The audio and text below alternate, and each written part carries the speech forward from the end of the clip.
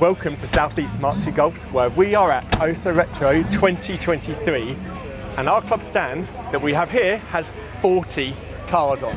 Can't believe how many we've got. So let's check them out and some of the others that are at this show.